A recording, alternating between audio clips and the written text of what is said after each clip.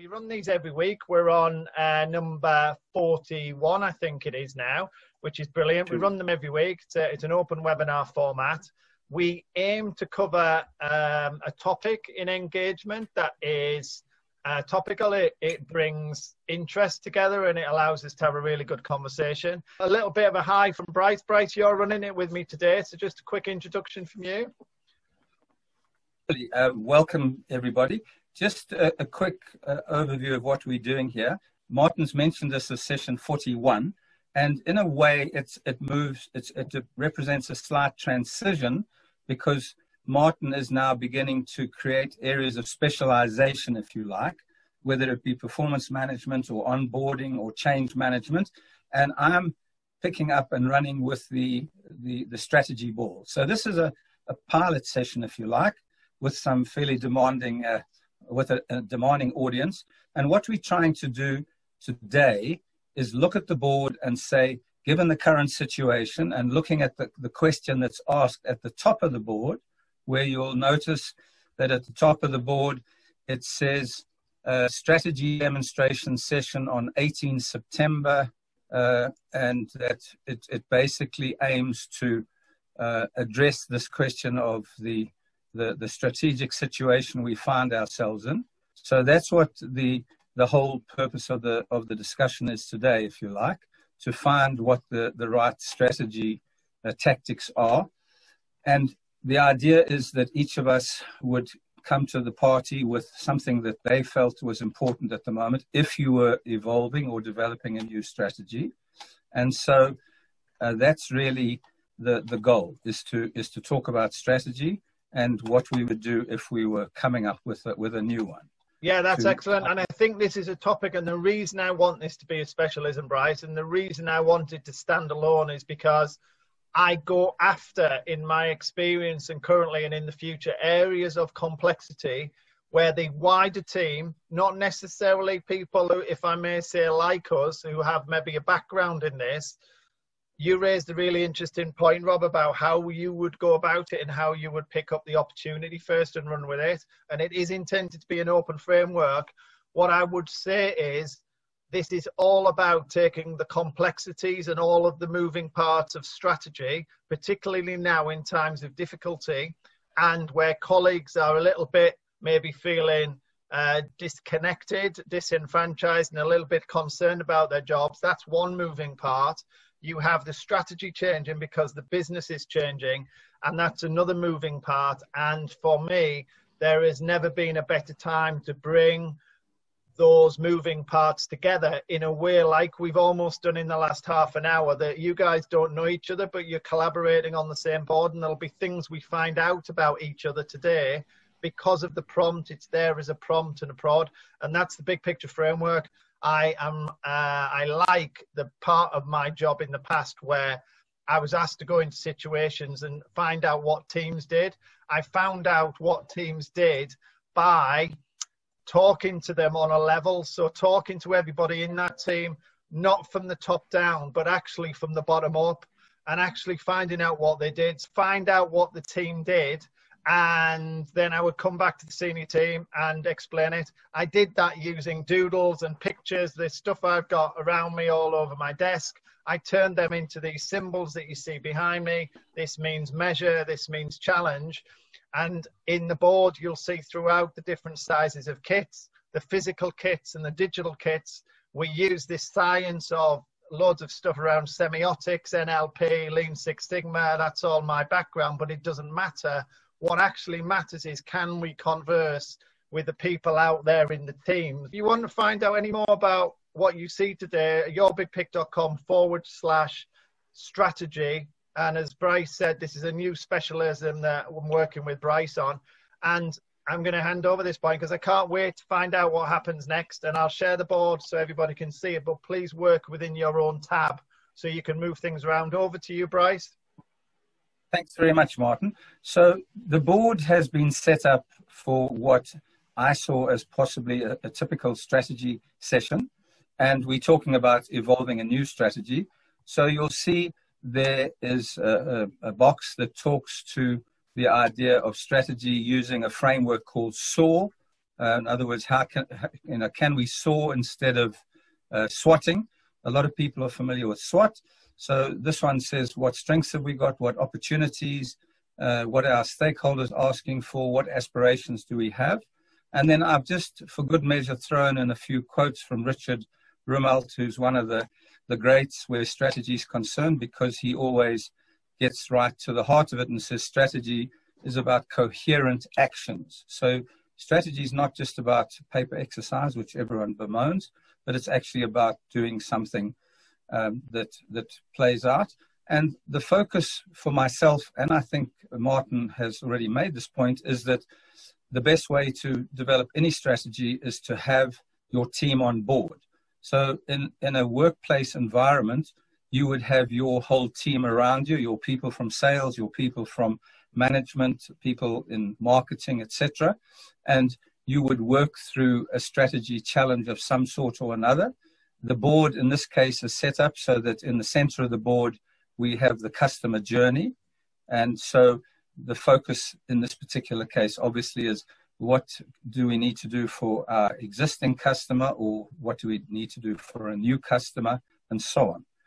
So what we're hoping we can accomplish this evening, and Martin is going to do the linkages for us, and he's also going to be the timekeeper because he's very tough on time, is to ask you, as many of you have already done, when you've put yourself on the board, to put a topic area, a symbol, with some indication of why you've put the symbol there. And I'm going to ask you, just to anybody, we're not going to get time for everybody, but if someone would like to volunteer and tell us what particular aspect of developing a strategy they are emphasizing with the symbol and the wording that they've chosen. So I'm really opening it up to anybody that would like to do that, whether it be with perhaps Chris, you might want to talk about your virtual event platform and why you see that as a process for strategy going forward. Or Sholem, you could talk about your operations measurements, or Rob, you could talk about your particular choice of symbols and what they mean to you.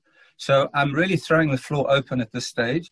We don't have a lot of time. We won't be able to listen to everybody, but I'm hoping that when we've had a couple of people put their views out there, and Hewell and Richard are very familiar with this whole process, and probably Matt as well, but if you could start telling us what your symbols mean, and then we'll see whether we can find a coherent path to develop a strategy going forward. And those we would typically summarize with the opportunity symbol.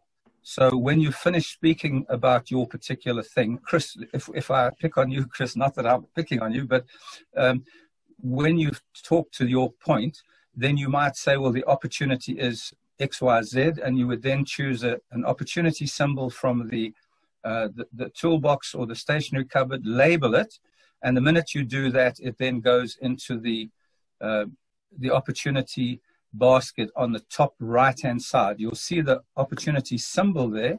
As people work on that opportunity symbol, it gradually starts to populate. At the moment, it's just got generic titles. But if, for example, you identified an opportunity, gave it a name, it would immediately go onto that list on the top right-hand side. So is there someone who would like to kick it off for us and just tell us about their strategy preoccupation and the opportunity they see going forward in that particular area? I suppose as you picked on me, Bryce, I might as well. That would be good. Thanks, Chris. I might as well volunteer. I develop e-learning for clients.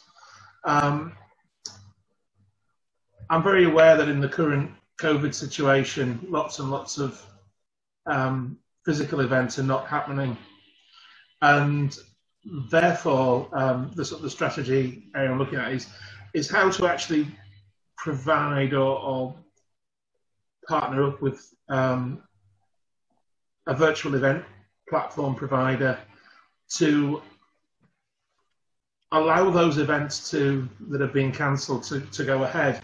Yeah, what I'm saying is with the environment that we're in right now, and I've attended many webinars in the UK and all over the world, and one of the biggest problems that people are faced with is firstly re-strategizing right now. They just got the hatches down and just focusing on their business.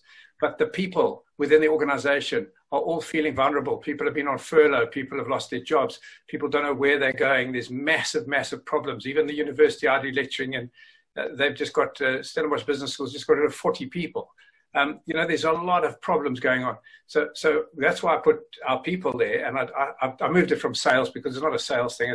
It's across the board thing, that the people are very vulnerable and feeling very uncomfortable right now. And even when they are comfortable and things are right, it's the people, if they don't understand where the strategy is going and they don't understand the opportunities and what their contribution is, culture eats strategy for breakfast. So they're dead.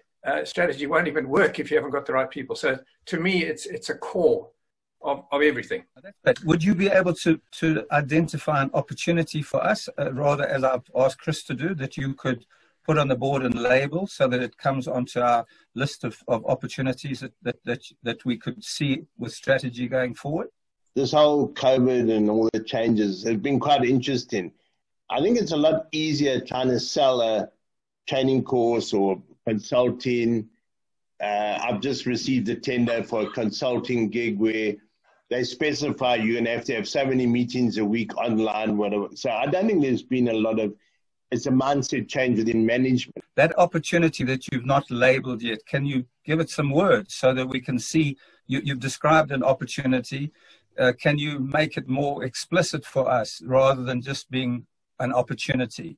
That would help, I think, for us to start putting things together. Maybe jumping the gun. Thanks, Bryce. I mean, jumping the gun because we need to look at the business model. I mean, what do we have to be able to measure? And I just want to add, before I answer this one, just want to add what Rob said. My experience now with COVID as well, people are very transactional. They're the short term. Short term, transactional things. They're very hesitant to commit on the long term. I mean, they maximum 3 months, and because they themselves don't know what the market entails.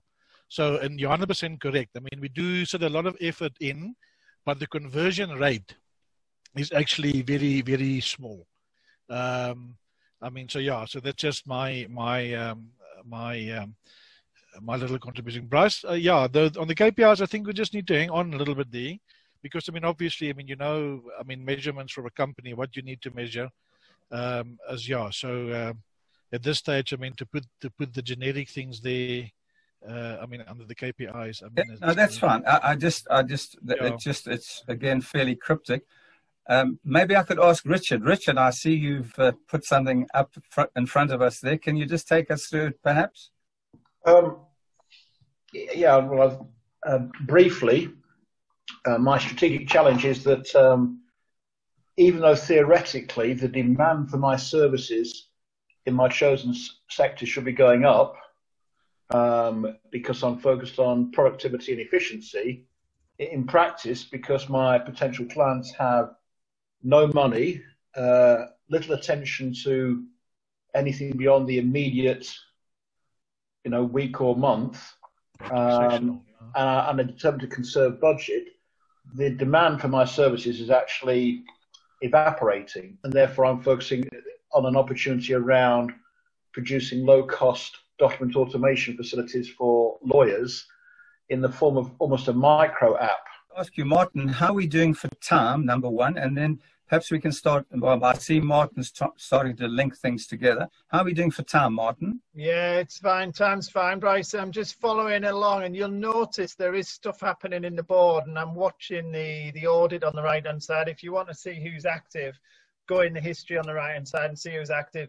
You'll see I'm playing around, and this is part of the beauty big picture. You can multitask this. So as you're talking, I'm developing little connections between. So I'm going to use an example, and I'm going to bring in Hugh as well, if that's okay, and Matt as well. So be ready, Matt and Hugh. You'll notice in the bottom right, I've gathered some process, measure, and money symbols. I'm going to talk a little bit about a narrative, bringing together Chris's story and also Clive's point as well. So I'm thinking about the virtual event platform that feels to me like it should exist in operations, the one that Chris talked about, which is a bit like a technical solution, a bit like the micro app that Richard was talking about. So I think there's a bit of a connection there. Now, if you watch this, I'm going to use a green line for this because we've not got it on there. The connection there between, Chris talked about the vulnerability of the team. So this is a bit about systems thinking and joining things together. So my challenge to Matt, to Hugh, and anyone else who wants to dip in, what I'd like to think about, if the teams out there, let's say it's an internal solution, it's an event platform for internal use. If the colleagues are feeling vulnerable, bothered, scared about their job, not quite knowing what's going on, if we're going to put up some form of technology solution like a virtual event platform or a micro app for, let's say, internal use, could you place for me, could you put a process and a money lens using those symbols in the bottom right? Because when Chris and Clive talked about that, they talked about it as they came to them, but I always like to break out different connections. So Hugh, from like a money perspective, could you drag one of those money symbols on and place it in that center area of the board where we're talking about vulnerability in virtual event? And like me, I don't know where you're going to go with that, but could you provide a money focus on that particular angle? And Matt, the same, if you want to play process and measure whilst Hugh's having a think, just work as a pair, because what I would do is I'd bring people in and I would use the symbols to make connections. And I'm interested in your thoughts around what money and process would support that issue where we've got the vulnerability of the team and we're trying to give them some tech. What kind of things would you do around that? So on the financial side for the virtual event platform, the business is going to save a huge amount of money for using a virtual event platform rather than the old-fashioned way we were doing before COVID, which was to pay for their pay for the site, pay for the day that they're going to be on the site for the event. The cost would be a lot less for them to be marketing themselves on a virtual event platform than it would be on the live platform. And yeah, that's my first thought on the money side, is that as a business you're going to be better off using a virtual event platform. Yeah, and is that an end-to-end point? So there'll be a period of time, Hugh, where there'll be costs to sink into that to establish it, but then you've got a whole business case sat around, which might be a kind of process point business case that people might be embarking into that lightly, not thinking that that is actually a business case. And if I may, something's just come to me. Someone's remarked about how transactional everybody is. And have we not described almost there a reflex reaction to something that somebody might forget to write a business case for because it meets the needs of now? But in my mind, any investment in business requires some process of kind of business case wrapping around it. Would that be fair? Well, there are two ways of looking at it. One, you could be renting a virtual event platform, so somebody else writes it and you're licensed for it. And the other one would be that you are paying for developing it yourself. So you do a return on investment. Which one of those two choices would work out best for you, depending entirely on how successful you feel it's going to be and whether it's a short-term or a long-term policy. Yeah. Oh, I think there's an example. Go ahead.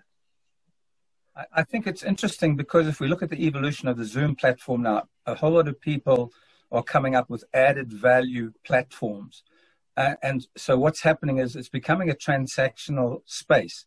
But in order to keep your intellectual property ahead of the race, as it were, people are having to add value. So I think you're quite right, Hugh. You could develop or rent such a platform, but that platform has to be continuously evolving, or else you just become a commodity product, and that's obviously not going to make you rich or famous in the longer run. I hate to disappoint the speaker, but those things have been out for at least 5 years.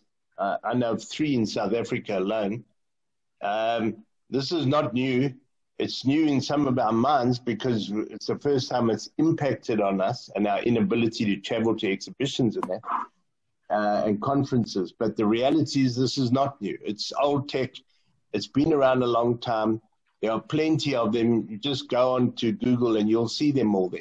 If I check the dialogue from the last few, like 10 minutes or so, the original challenge that Clive raised, I think, was the vulnerability of the team.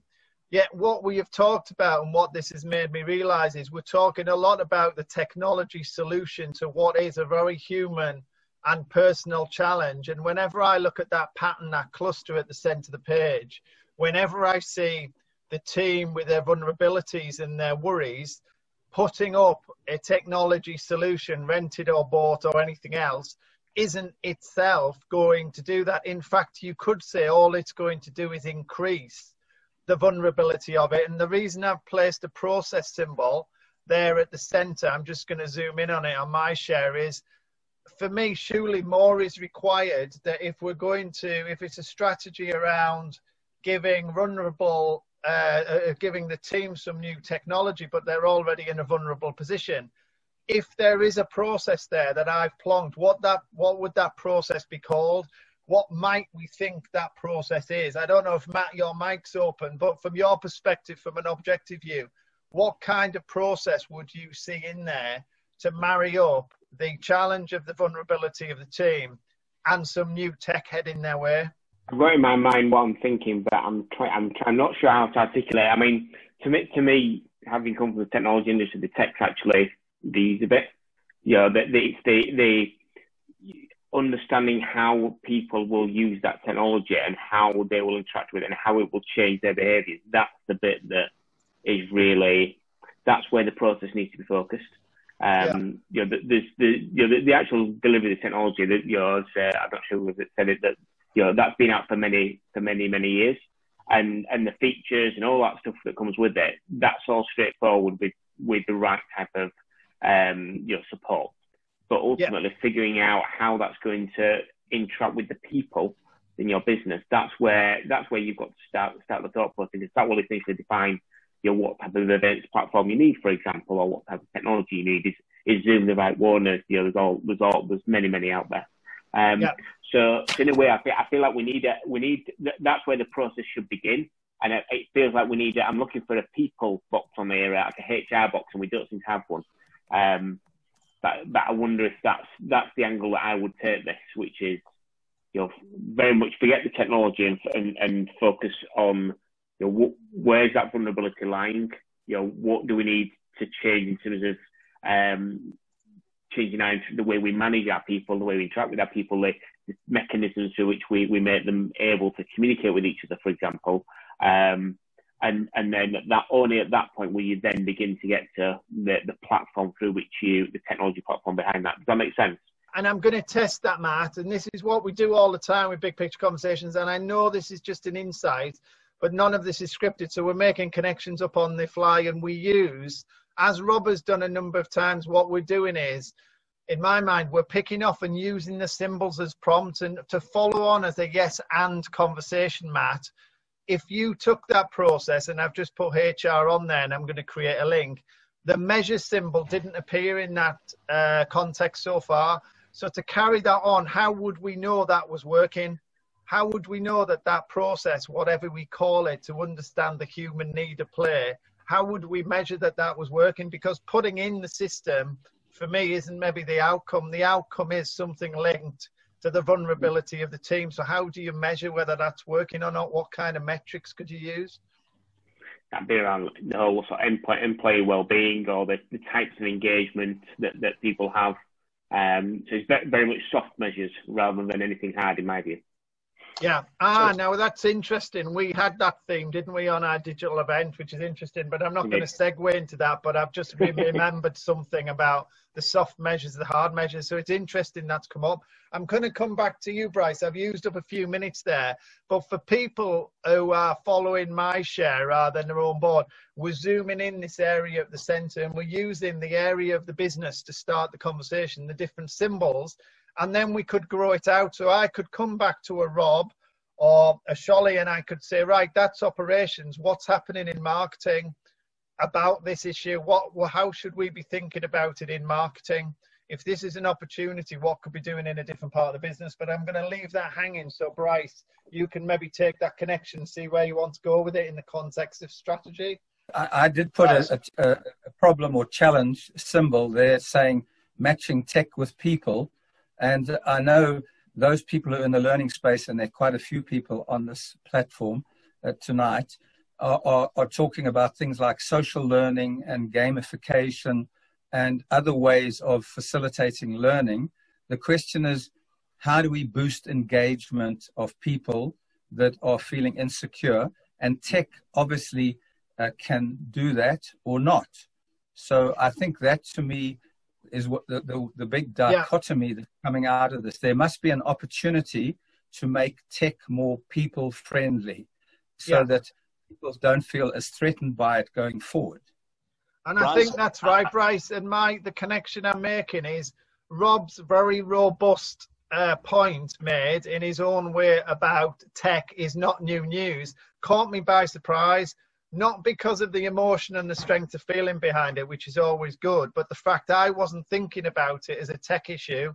I was still with Clive's challenge, which is it's about the people, which is why I wanted to put those symbols and connections out there to see whether we would, as a group, bring it back to people, because it could have gone down this tech's out there and I wasn't actually thinking about tech. Is that a fair balance on some of the views that have been expressed? And I tried to put a bit of emotion into that.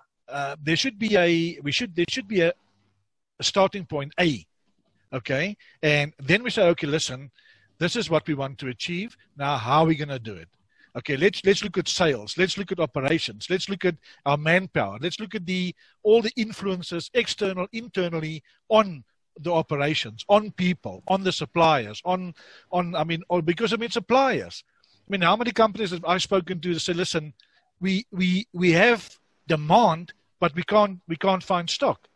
In terms of forming a strategy with all those inputs, of which we've had a lot of feedback and we've had a bit of technical demonstration, we've had everyone dipping into the board and adding stuff. We've picked up one connection that we've used as an example of collaboration and how you draw that out to the wider team. We've used some of the symbols. In terms of specifically in a strategy in a strategic context, if we were to embark upon a strategy conversation using Big Pick as a supporting tool, digital or physically, how do you just see that playing out in summary so people can take that away and think, that was interesting, there were good bits, there were bad bits, but Bryce finished on a note where at least we were clear how Big Picture could work in a strategy context? I think several things. I think, first of all, we've gone from micro to macro and macro to micro, back and forth. So we would probably want to look at the point that Rob made is quite a valid one. What is the opportunity? And marry that to what Clive has to say about our people. So the question is, what opportunities exist that we can take advantage of to keep our people motivated, engaged, committed? And is it a technological solution? And I'm not being rude to Hewell at all. He was asked to put a point forward, but is technology going to be what takes us forward from a strategic point of view? Everybody seems to be migrating in that direction. How many of you nowadays have a bot that pings you at least once a day and makes you some offer you can't refuse, and has basically put somebody out of work? So to me, the great challenge at the moment is, how do we take our intellectual property, our accumulated experience as organizations, and match it up to the demands of today, whether it be transactional issues that Shalom identified, whether it be opportunity issues, the kind of points that Matt and Richard have made about mobilizing technology and so on. How do we marry all that together? And I don't think, Martin, that I'm necessarily going away from this with any answers. It's a bit like that thing about there are more questions than answers. But to me, it leads on to a couple of other potential strategic discussions addressing particular areas of this whole challenge that we've this ball of what do they call ball of wax Yeah, that we've no, come that's across. fine, Bryce. And as you were talking, what I've realised through unpicking the conversation, when I asked that question right at the top, when we look at strategy, on my share, I've pulled out the resource drawer from the left. There was a point about starting with opportunity. You could start from any of these symbols and grow it out, but I think what we've seen today is the symbols in a way help people. We can give the symbols to people so they can understand there are different points of entry into the strategic conversation, and that might start with one symbol. It's happened a couple of times. We started with opportunity and then we went into other things. We had a chat about technology and then people. So maybe we can use the symbols in a strategy context to make sure that we think about things in the proper way, which is this strategy really about X or is it about Y? Because sometimes we may forget that what appears as one thing might be actually something else, and with other considerations. And that's what I take from it, and that's what I think I've heard in the demonstration. And it's about 1:45. So what we normally do at this point is we thank very much, and there's a kind of formal end to this. If you're watching the recording of this, then please do go to yourbipick.com/strategy. Watch out for our webinars every week where we do this kind of demonstration for either change, performance, learning, or onboarding. It's always collaborative. It's always two-way. We don't quite know where it's going to go, but we do like to have those conversations. So I'll thank everyone very much. I'll stop the recording and we can stay on and continue the storytelling and the conversations if people wish to. And I'll just formally thank everyone for coming along and taking part. Over to Bryce for any storytelling, etc. Well, thanks very much. I'd like to thank everybody. It's been a fairly robust debate.